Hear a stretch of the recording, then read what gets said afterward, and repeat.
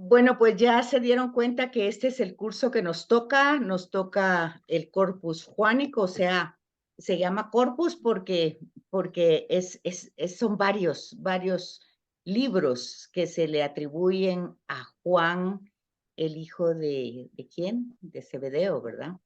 Entonces, vamos a estudiar un poco sus escritos.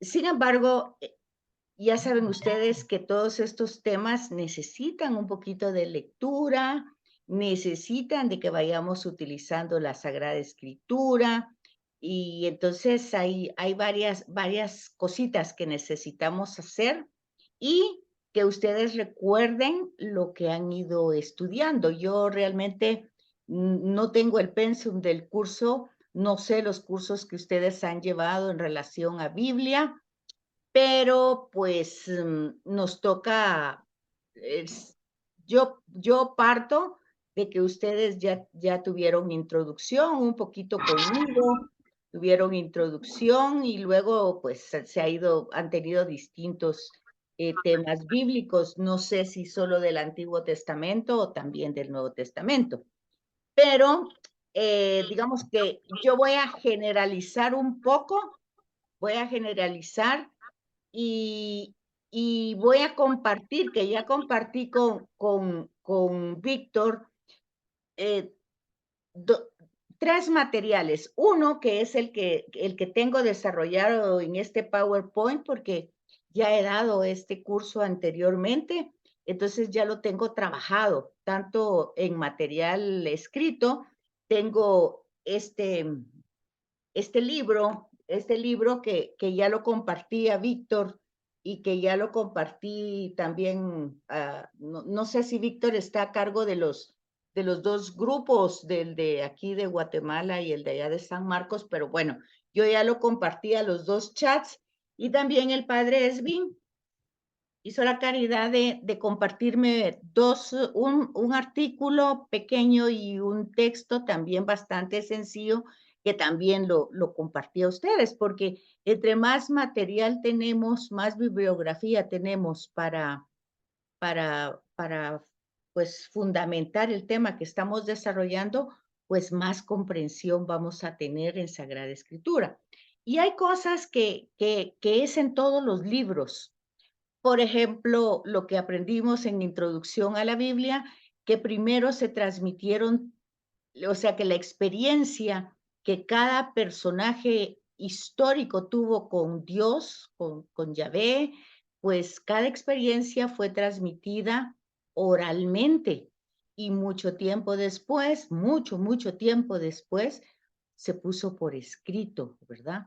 Entonces, eso ha pasado en todos los libros y pasa en el libro de Juan también, que no se escribió inmediatamente, o sea que Jesús no dejó escrito nada y luego lo que él dijo y lo que él hizo, pues se fue aceptado, fue recibido por sus apóstoles, ¿verdad? Por los que él escogió, por el colegio apostólico. Es el tesoro de la fe, la revelación que Jesús transmitió, lo que nos enseñó, lo que quiso que nosotros supiéramos de Dios, de cómo era Dios, de quién era Dios. O sea que la pregunta que Jesús hace en los sinópticos, Marcos, Mateo y Lucas, ¿quién dice la gente que soy yo?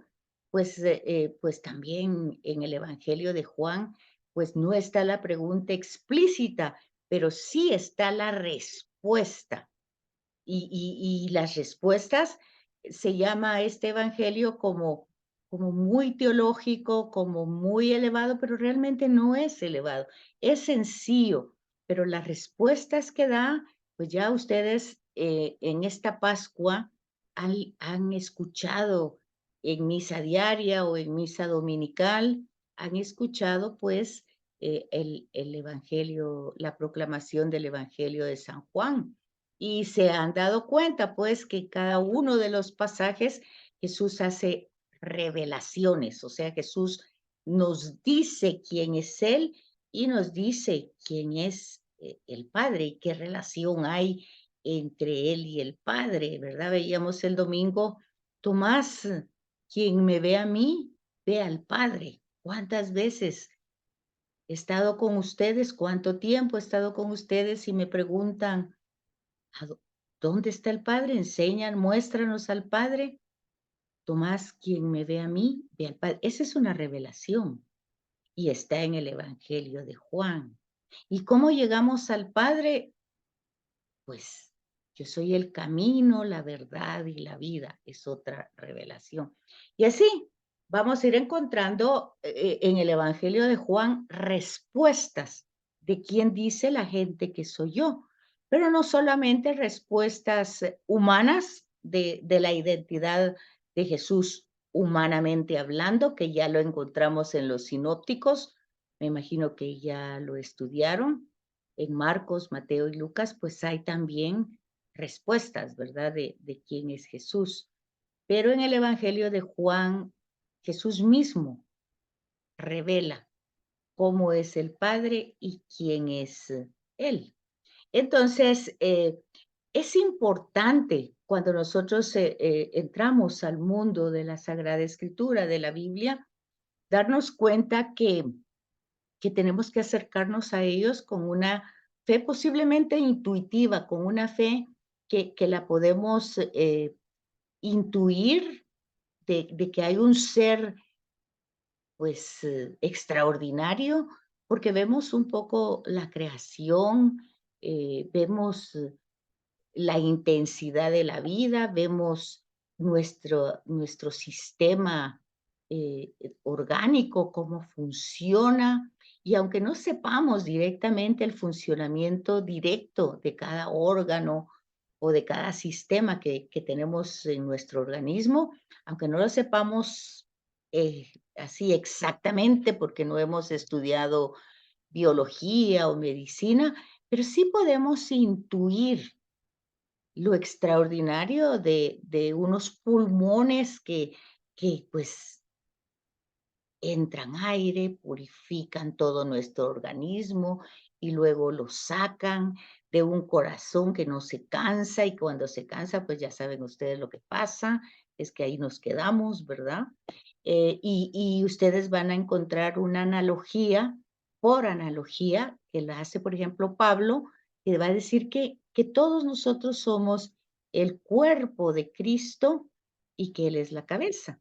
Entonces, así por analogía, también en el Evangelio de Juan encontramos yo soy la vid, usted es el sarmiento. O sea, son revelaciones que demuestran, que tratan de que nosotros comprendamos la necesidad de estar unidos, pero estar, como decía, como el texto hoy, permanezcan en mí, permanecer. Entonces, esas palabras son las que hacen profundo el Evangelio de Juan, porque permanecer no es una cosa así de estar o de a veces o cuando voy a la iglesia, o, no, permanecer es entender esa palabra, ¿verdad? Es como una unión mucho más fuerte, no de ratitos, sino de siempre, de 24 horas. Pero, ¿y cómo se hace eso? Bueno, los sinópticos nos han dicho muchas cosas, nos han dicho, vigilen, estén atentos, escuchen, muchos verbos que ponen en acción todo lo que Jesús va enseñando, lo que va transmitiendo. Pero el Evangelio de Juan, pues sus palabras, me imagino que ustedes ya saben que los evangelios fueron escritos en griego, entonces, en el idioma griego. Entonces, ese lenguaje griego tiene, no, pues a nosotros nos llega ya en español, ¿verdad? Entonces, esas traducciones, a veces nosotros las leemos muy superficialmente o las escuchamos en misa muy superficialmente, pero realmente en el Evangelio de Juan nosotros tenemos que profundizar en esas palabras. Por ejemplo, el día de hoy, de yo soy la vid. Fíjense, el problema es que nosotros no tenemos, pues no cultivamos uvas. Entonces, pero cultivamos ¿qué? ¿Qué cultivamos? ¿Bananos? ¿Plátanos? Ok, es una planta, la vid es una planta que da uvas y el platanar pues es una planta que da plátanos. Pero el plátano tiene que estar tan unida a la rama y la rama tan unido al tronco y el tronco tan unido a la raíz para que el fruto sea bueno. Es elemental. Se dan cuenta que es muy sencillo la palabra permanecer, permanencia. No se trata de ratitos ni de momentos, sino se trata de todo el tiempo, de 24, o que lo han visto ustedes que el plátano diga, bueno, ahorita yo me voy a separar un ratito porque necesito mi espacio, necesito mi lugar, no, pues no puede ser, sale, se cae un poquito y ya está podrido, ¿verdad? Ya, ya, ya el plátano pues ya no sirve. Y así cualquier planta que ustedes quieran ver, la rama, o sea, el sarmiento, y tiene que estar muy pegada al tronco para que dé fruto. Entonces, como se dan cuenta, no es algo tan difícil. Es muy, muy sencillo y muy, muy práctico, pero nosotros tenemos que ponerle esa atención. Bueno, eso ha sido un poquito así para introducir. Pero nosotros vamos a utilizar para nuestro curso la Biblia, como lo hacíamos cuando empezamos introducción a la Biblia. Nosotros necesitamos, esa es nuestra herramienta eh, de trabajo, es la Biblia, y de estudio es la Biblia. La necesitamos y estamos pues haciendo el esfuerzo de estudiarla para poder comprenderla, porque si Dios habla, hemos dicho tantas veces, yo tengo que saber lo que me dice y cómo me lo dice y para qué me lo dice. Entonces, los cursos bíblicos tienen que ver con eso, con entender este mundo bíblico, escuchar lo que Dios me dice cada día y obviamente hay una razón, ¿verdad? No es oírlo ahí sí que entra por un oído y sale por el otro, sino que eh, después de escucharlo, pues un poco rumiarlo, poner ese ejemplo, ¿verdad? Que sería meditarlo, no tanto rumiarlo, pero bueno, para que lo entendamos, pues volverlo a repetir y repetir, meditando cómo esa palabra se va encarnando en un recuerdo, en una acción. Es como cuando tenemos una acción buena o negativa, que la repetimos mentalmente tantas veces que si es algo malo que nos hicieron, nunca se nos olvida y cada vez reproducimos y reproducimos y a veces hasta aumentamos ese, ese malestar que tuvimos y lo repetimos y lo contamos. Miren, si así hiciéramos con el Evangelio, otra cosa sucedería. Si lo repitiéramos y lo pensáramos y lo volviéramos a repensar y luego lo actuamos, porque cuando a veces nos han lastimado, y es que yo, ¿cómo no dije? ¿Por qué no hice? Voy a ir a decir, bueno, lo mismo, es solo que esto es Dios que nos está hablando y nosotros tendríamos que escuchar esa palabra y luego entenderla, ¿verdad? Para poderla encarnar. Entonces, la Biblia la necesitamos, necesitamos el material de apoyo, porque el curso es largo, el tema, pues el material es mucho y el trimestre es corto. Entonces necesitamos leer un poquito. De los tres libritos que pasé, este es el completo, porque este tiene hasta el Apocalipsis, tiene todo lo que se le atribuye a Juan. Pero tenemos el otro que comparte el padre Esvin, y tenemos la Biblia y tenemos los comentarios bíblicos para ir ayudándonos a la comprensión del texto. Y tenemos pues el PowerPoint que va iluminando estos temas de pasito a pasito, ¿verdad? Entonces, nuestro material de trabajo es el Evangelio de Juan y las 3 cartas de Juan. Ya pasé al portal, ya pasé el programa, cómo se va a ir desarrollando y hoy pues es una introducción y en esta introducción pues el material que tiene Víctor, ya sea que lo pueden imprimir o si sale muy caro, pues ya sabe que lo pueden tener en la computadora, si es muy difícil leerlo ahí.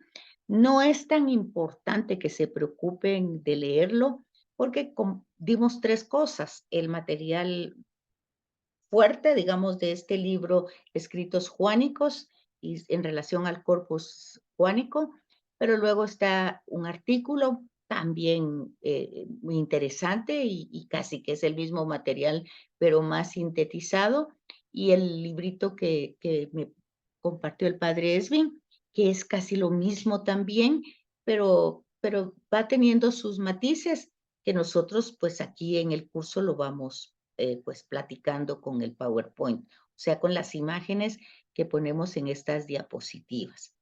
Y entonces, para empezar, tendremos que decir que el Evangelio de Juan, como todos los libros, pues se escribieron muchos siglos después de los eventos.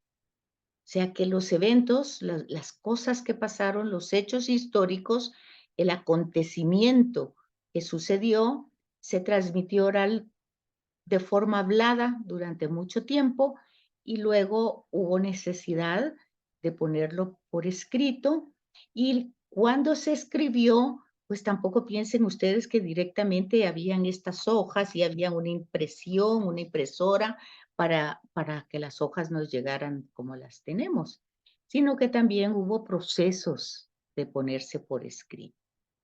Y esos procesos no duraron un día ni una semana, sino que a veces muchos años.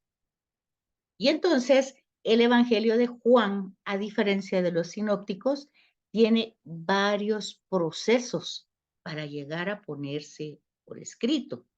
Es decir, que hubo un primer momento que se escribieron los dichos y los hechos de Jesús en la parte de los sinópticos. El Evangelio de Marcos es un evangelio, pues, como un esquema, solo tiene 16 capítulos, empieza la historia no con el nacimiento de Jesús, sino que empieza con la pasión, muerte y resurrección de Jesús, y se va yendo de ese hecho histórico para atrás viendo lo que él dijo y lo que hizo.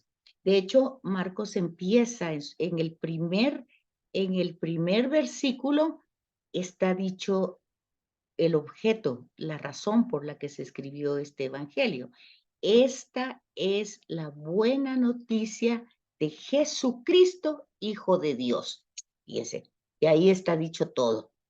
Ya si yo ya entendí eso, yo ya entendí todo el evangelio, ya entendí quién es Jesús, porque ahí lo está diciendo Marcos. Jesús, el Cristo, o sea, Jesús, el ungido, y luego, Hijo de Dios. ¿Y qué es lo que va a escribir? La buena noticia. ¿Y cuál es la buena noticia? Pues la buena noticia es que Dios es un Padre que nos ama y que el mensaje de Jesús es el reino de Dios, que ese Padre reine en nuestras vidas. Y lo va poniendo con palabras y lo va poniendo con gestos y con acciones que nosotros llamamos milagros. En el Evangelio de Juan no hay milagros. Lo que hay son 7 signos. Entonces el Evangelio de Juan se divide en 2 partes. La primera parte es el libro de los signos, porque hay 7 signos. El número 7 en la Sagrada Escritura es un número que significa plenitud, totalidad. Entonces, completo. O sea, el número 6 es un número imperfecto y el número 7 es un número perfecto. Entonces, en el Evangelio de Juan no se habla de milagros, se habla únicamente de 7 signos. Signos que no todos están en los sinópticos. Esa es la primera diferencia. Si ustedes están apuntando, es importante que apunten esto. El Evangelio de Juan está dividido en 2 partes. La primera parte es el libro de los signos y la segunda parte es el libro de la glorificación. Entonces, ya aquí ustedes, si ya estudiaron sinópticos, o sea, Marcos, Mateo y Lucas, ustedes ya tienen una diferencia de los evangelios. O sea, los 4, eh, pues narran el tema de Jesús, de quién es Jesús, pero cada quien lo va a hacer de una manera diferente de acuerdo a los destinatarios, porque eso es lo importante. Lo importante siempre es a quienes dirigimos el mensaje para que el mensaje sea entendido. ¿A quiénes si lo estoy dirigiendo a los niños, no es que les voy a decir mentiras, pero voy a adaptar el mensaje a un niño. Si es joven, a un joven. Es el mismo mensaje, pero tiene que llegar a la comprensión de estas personas. Así, Marcos, su comunidad era de Roma, entonces él hace esfuerzos para romanos que se habían convertido al cristianismo, o sea, ya no eran judíos, eran personas que vivían en Roma, que se habían convertido al cristianismo, pues que ellos entendieran quién era Jesús de Nazaret. Eso lo hace Marcos. Mateo le escribe a judíos. Entonces, fíjense una cosa interesante. ¿Cómo se trata el mensaje es el mismo, pero obviamente los romanos que se habían convertido al cristianismo no tienen el conocimiento del Antiguo Testamento, porque eran paganos y se convirtieron al cristianismo, paganos de Roma que se convirtieron al cristianismo.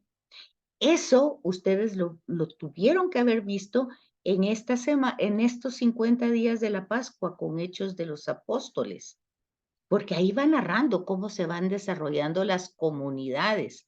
Y no hace mucho, antes pues de la muerte de Esteban, se habla de que los griegos que se habían convertido al cristianismo se quejan porque no están atendiendo a sus viudas y a sus huérfanos.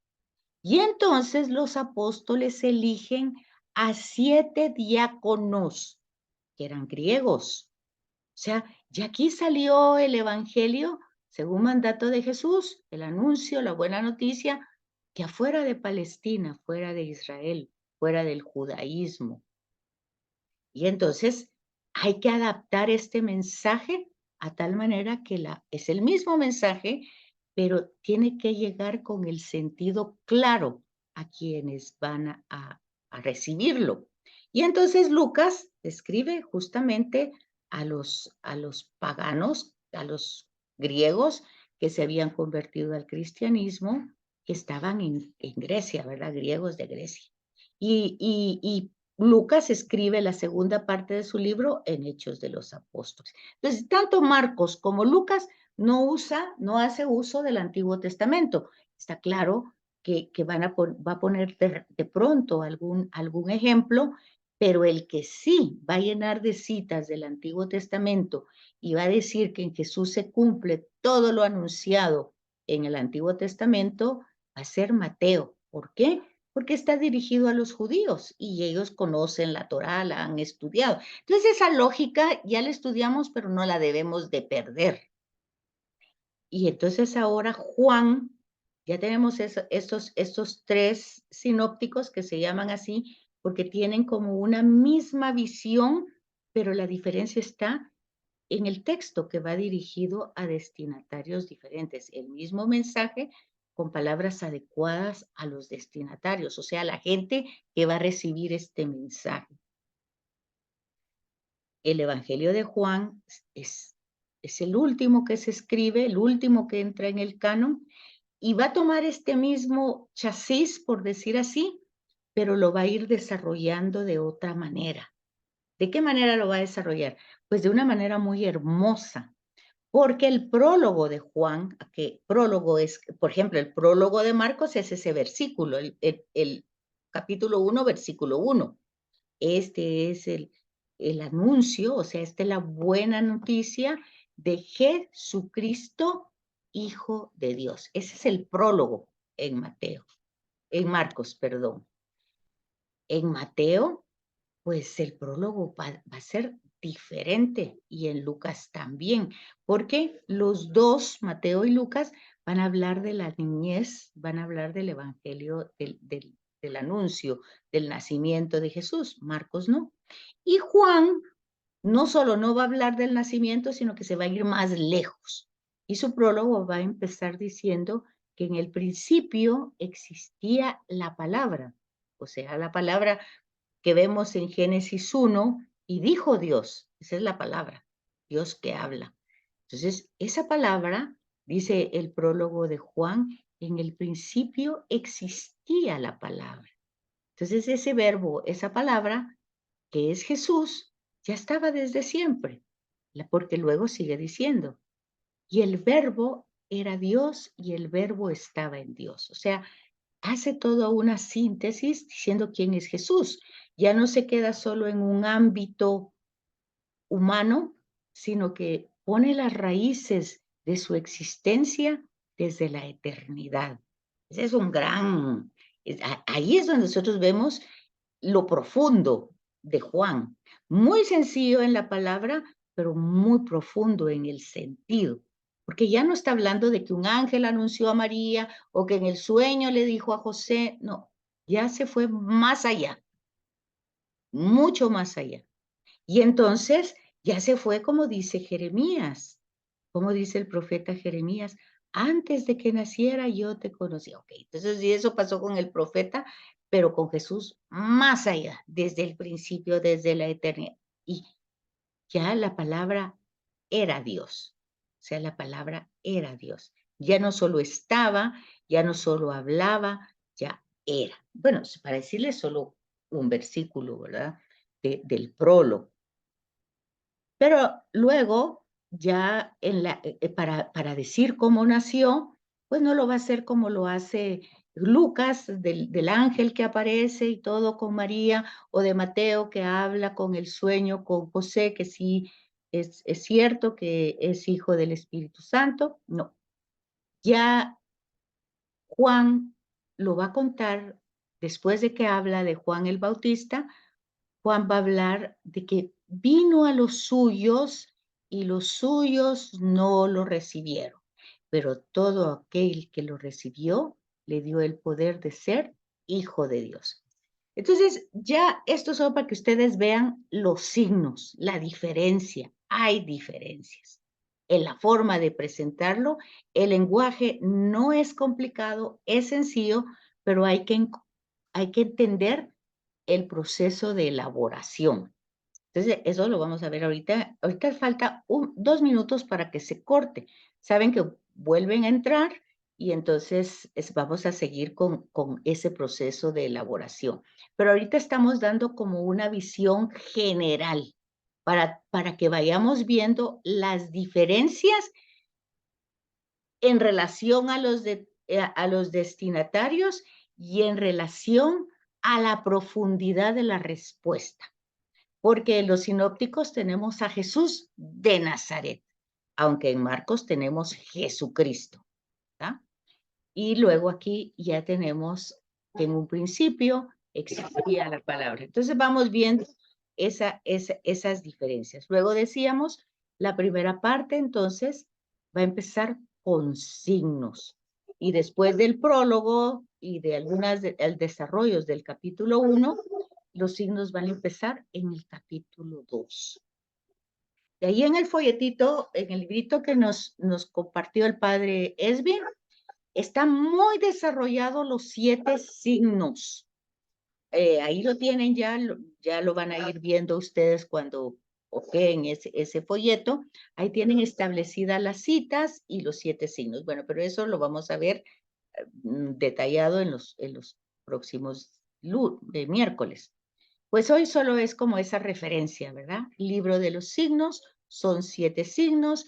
En el folleto en este librito del padre que nos dio, que lo tienen ahí, están muy desarrollados en un cuadrito, están puestas las citas y están puestas los signos para ubicarlos. Entonces, eso sería lo primero que tenemos que hacer, irlo viendo. Si no pueden tener el libro en su Biblia, ustedes en las notas de pie de página van a encontrar también, este fue el primer signo. Y el primer signo es las bodas de Caná. Tenemos el primer signo en el Evangelio de Juan. Acuérdense que cuando se proclama el Evangelio dice según. Esa palabra según es importante porque quiere decir que es de acuerdo a esta comunidad que está reflexionando sobre Jesús.